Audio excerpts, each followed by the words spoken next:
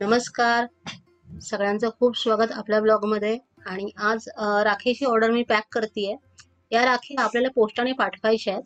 तर अशी आपण सर्व्हिस दिली होती की ज्यांना राख्या भावाला पाठवायच्या आहेत गावाला वगैरे, तर त्या आपण इथून आपल्याकडनं पाठवू शकतो. ज्यांना अगदीच जमत नाहीये, अडचण होतीये किंवा जवळपास काही सुविधा नाहीये अशांसाठी. तर आपल्याकडे एका ताईंनी राख्या चूज केल्या होत्या आणि आपल्याला आता या 2 राख्या अर्जंटली पाठवायच्या आहेत. तर त्या मी पॅकिंग करतेय. त्यांना ही सुंदरशी एविलाईची जी राखी आहे, तर ती त्यांच्या भाच्यासाठी आवडली होती आणि त्यांच्या भावासाठी त्यांनी मोराची राखी सिलेक्ट केली आहे. मोराची राखी ही ऑक्साईड मध्ये आहे आणि त्याला छानसं हिरवा आणि लाल कॉम्बिनेशन मध्ये ही बनवली आहे. तर दोन्ही राख्या मी पॅक करतेय.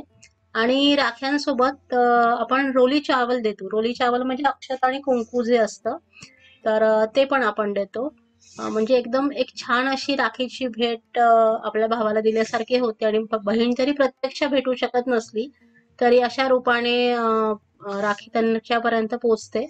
इथे मी क्वालिटी चेक करतेय की हाताला कुठे लागत नाहीये ना मनगटाला, कारण मग आपण इथून पाठवल्यावर बांधताना जर लागली तर तिथे ते काहीच करू शकत नाहीत. म्हणून ह्या हँडमेड राखीला थोडंसं चेक करावं लागतं की कुठे आपल्याकडनं चूक झाली नाहीये ना, कुठे काही तार वगैरे बाहेर नाही दिसत आहे ना, किंवा लागत नाहीये ना, हे एकदा चेक करून छानपैकी प्लॅस्टिक रॅप मध्ये मी हे करून देतेय. कारण पावसा पाण्याचे दिवस आहेत, त्यांच्यापर्यंत व्यवस्थित हे पोहोचलं पाहिजे. तर हे दोन्ही राख्या आपल्या पॅक झाल्यात. आता आपण रोली चावल पॅक करूयात. हिंदी लोकांमध्ये हे रोली चावल म्हटलं जातं, आपल्याकडे अक्षत आणि कुंकू म्हणतात. तर इथे मी छोटीशी बॅग कट करून घेतली आहे आणि मेहंदीचे कोन मी बनवते, त्याच्यामुळे मला कोन बनवायची प्रॅक्टिस आहे.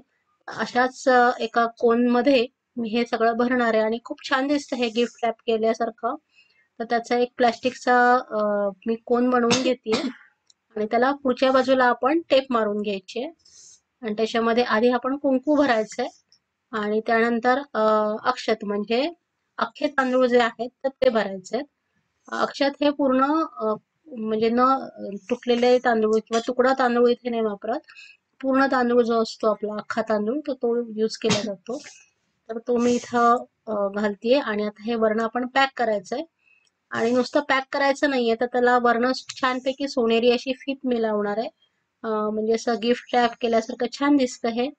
आणि हे माझ्याकडून गेलेलं आहे ऑलरेडी पार्सल.